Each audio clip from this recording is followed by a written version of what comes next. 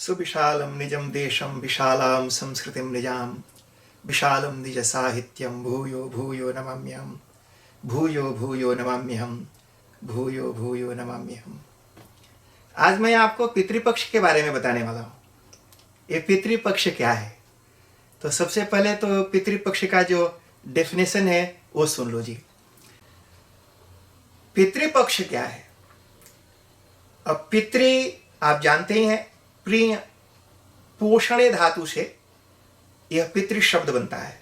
इसका मतलब होता है प्रीणाति, मतलब जो पुष्ट करता है, पालन करता है, उसको पितृ कहते हैं।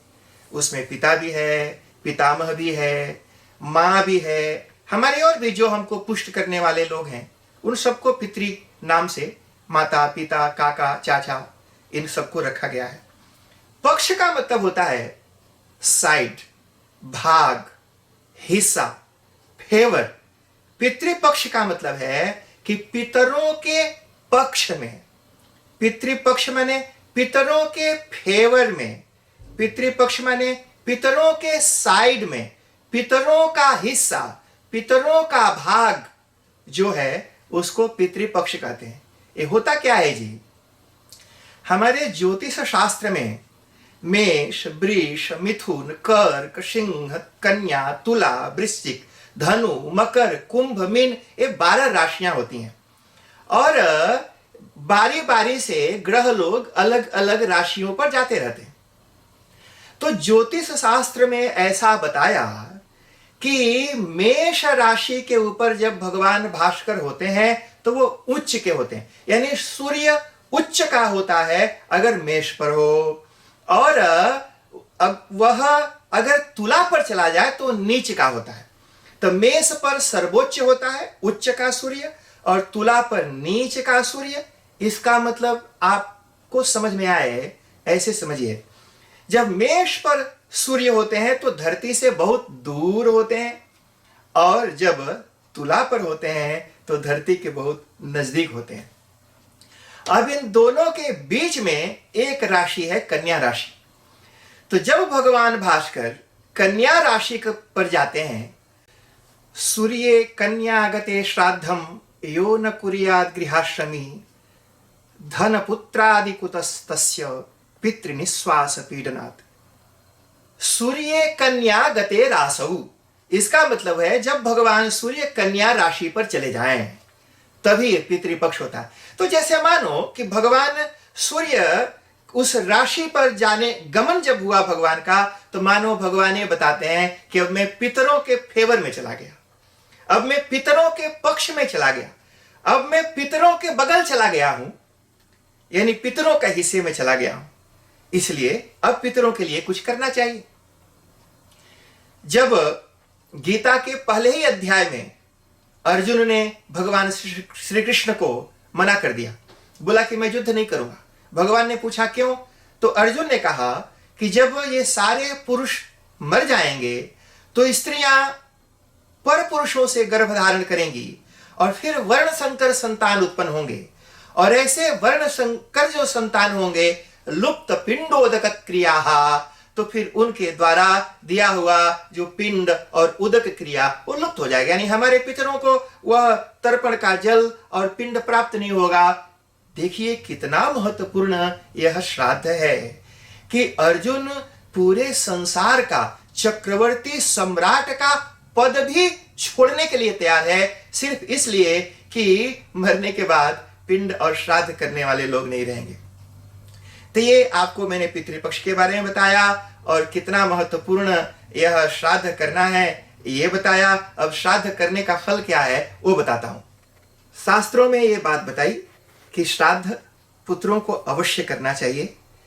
पुत्र कहते ही उसे हैं जो पुण्यनामकात् नरकात् त्रायते इति पुत्रः, जीते जी अपने पितरों की आज्ञा माने, उनकी सेवा करे, उनके दिवंगत होने पर उनका शास्त्रों पूर्वक श्राद्ध करे और गया श्राद्ध करे। ये सब सारी विधि अवश्य ही करना चाहिए। अच्छा, एक चीज और बताइए, भगवान मनु ने कहा कि जब भगवान भास्कर कन्या राशि पर जाते हैं, यानी जब पितृपक्ष शुरू होता है, तो सभी पितर लोग पितृलोक छोड़ करके और मृत्यु लोक पर अपने अपने रिश्तेदारों के घर आते हैं। यावच्च कन्या तुलयोः क्रमादास्ते दिवाकरः शून्यम प्रेतपुरम तावत यावद वृश्चिक दर्शनम। ये महाभारत में यह श्लोक लिखा हुआ है।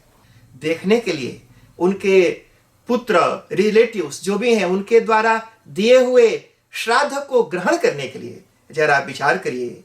जिन हमारे पूर्वजों ने अपने जीवन की सारी संपत्ति हमारे लिए छोड़ दी, हम उनके लिए चुल्लू भर पानी भी नहीं देना चाहते। कमाल है भाई, कितने कृतज्ञ लोग हैं।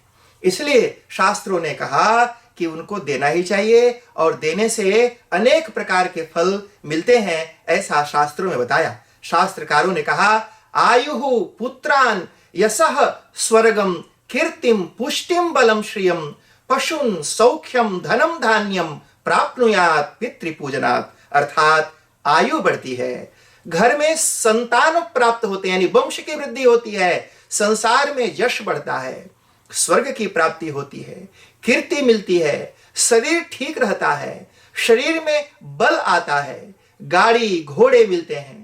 जो चीजें आपने जीवन में इकट्ठी की वो आपके फेवरेबल होती हैं, आपको सुख देने वाली होती हैं। धन की वृद्धि होती है, खाने पीने की कभी कमी नहीं होती। आयुः प्रजाम धनम वित्तम स्वर्गम मोक्षम सुखानि च प्रयच्छन्ति तथा राज्यम प्रीता नृणाम पितामहाः। कहा कि उनकी आयु बढ़ाते हैं, घर में वंश बढ़ाते हैं, धन बढ़ाते हैं, मोक्ष भी देने में मदद करते हैं। सिर्फ इतना ही नहीं, संसार में उच्च पद की प्राप्ति भी पितरों के आशीर्वाद से होती है। इसलिए श्राद्ध अवश्य करना चाहिए। लेकिन करना कैसे, उसके बारे में भी दो बात आपको बता देता हूं। श्राद्ध सर्वदा विधि से होना चाहिए। गलत तरीके से करेंगे तो फिर पितरों को प्राप्त नहीं होगा। श्राद्ध तो बड़ा विस्तृत विषय है, पर मैं आपको संक्षेप में सिर्फ जो जल देते हैं ना जी, उसी के बारे में बता देता हूं। एक बार एक पंडित जी नदी के किनारे खड़ा होकर तर्पण कर रहे थे, तो उसी समय कोई आदमी नास्तिक, जिसकी श्रद्धा नहीं है, विश्वास नहीं है, उसने कहा कि अरे महाराज, ऐसे यहां पानी देते हो, इसे स्वर्ग में बैठे आपके पितरों की प्यास बुझ जाएगी। पंडित जी ने कहा हाँ बुझेगी। तो उसने एक बाल्टी ली और बाल्टी भर भर के गंगा जी में गिराने लगा। बोला कि घर पर मेरी गैया प्यासी है, मेरी भैंस प्यासी है, उसकी भी प्यास बुझ जाएगी। पंडित जी हंसने लगे। उन्होंने कहा कि ऐसे नहीं होगा, यहां पानी डालने से तेरी गैया की प्यास नहीं बुझने वाली। उसने कहा अगर स्वर्ग में गए आपके पितरों की प्यास बुझ सकती है, तो मेरे घर पर बधी गाय और भैंस की प्यास क्यों नहीं बुझ सकती। पंडित जी ने कहा इधर आओ। उसको एक कैलकुलेटर दिया और कहा कि इसमें नंबर डायल कर और मेरे बीवी को फोन लगा। तो उसने डायल किया, कुछ नहीं हुआ।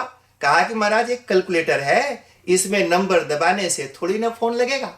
पंडित जी ने कहा भैया, उसी तरह से जब मोबाइल में फोन में नंबर दबाते हो तो लगता है, पर वही नंबर उसी तरह से बैटरी से चलने वाले कैलकुलेटर में दबाते हो तो नहीं लगता है।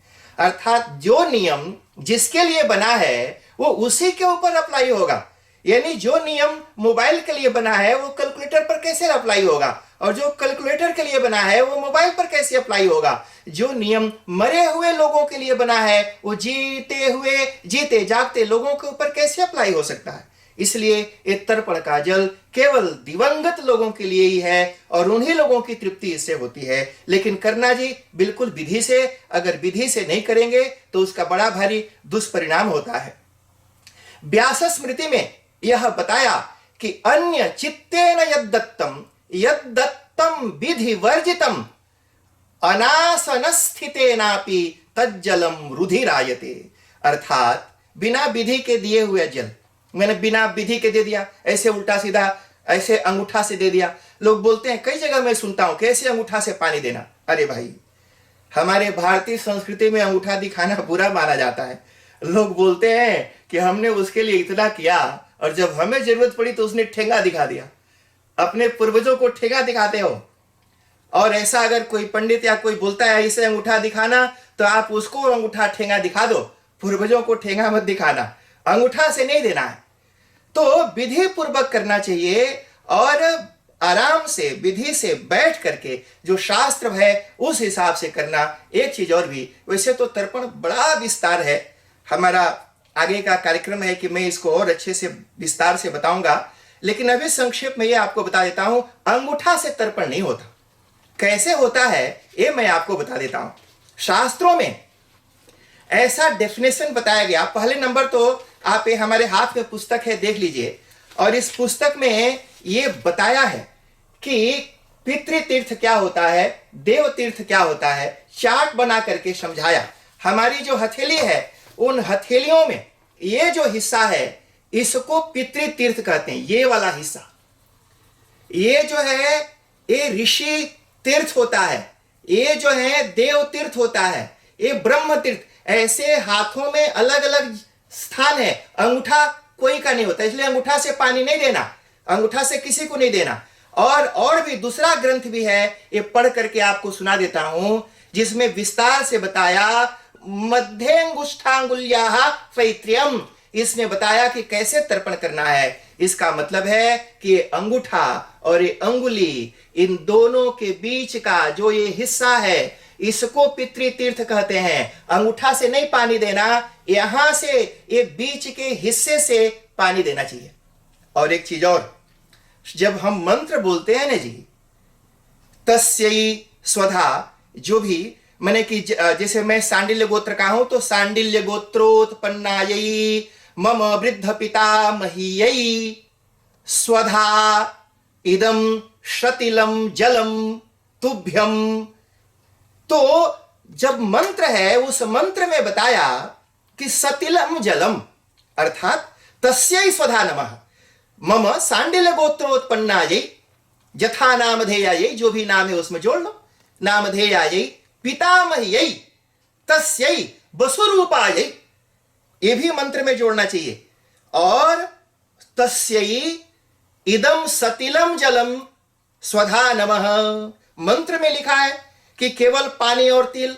अब उसमें आप चंदन, फूल, ये गुड़, चीनी, बिल्कुल नहीं जी। जो मंत्र में साफ साफ लिखा हुआ है सतिलम जलम, सतिलम जलम तस्यै स्वधा नमः भी बोल करके दिया जाता है। और बहुत कॉम्प्लिकेटेड नहीं करो, बहुत आसान से कि मम पितामही तृप्यताम, साधारण ऐसे भी होता है कि मम पितामह तृप्यताम। लेकिन तर्पण हमेशा जल और तिल से ही पितरों का किया जाता है, उसमें कुछ और नहीं मिलाना। ऐसा कहीं ग्रंथ में नहीं, मंत्र बताता है सतिलम जलम तस्यै स्वधा नमः। सतिलम माने तिल के सहित जल आपको मैं प्रदान करता हूं।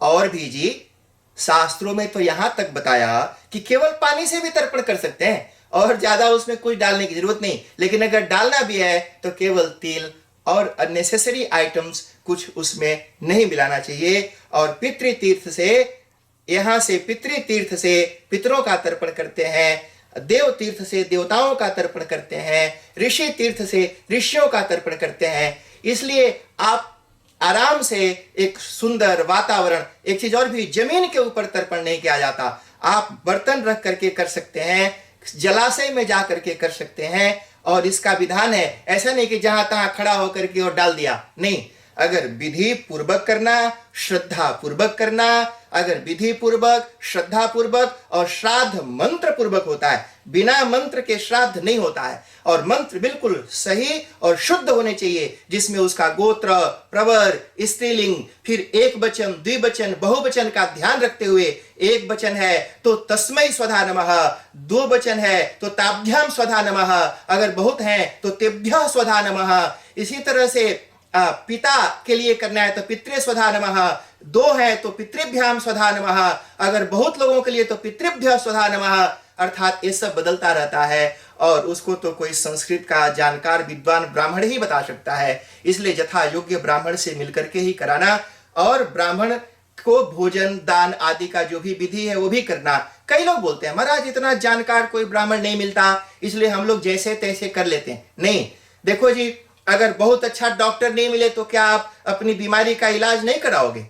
इलाज तो कराएंगे ना भाई, चाहे जो भी अवेलेबल डॉक्टर है उससे इलाज कराएंगे।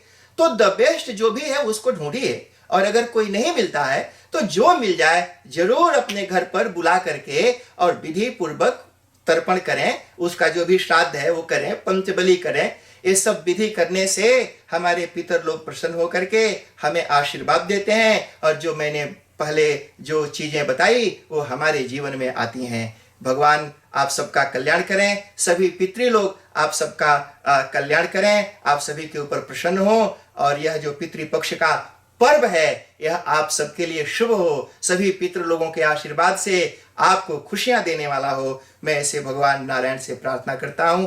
ओम शांति।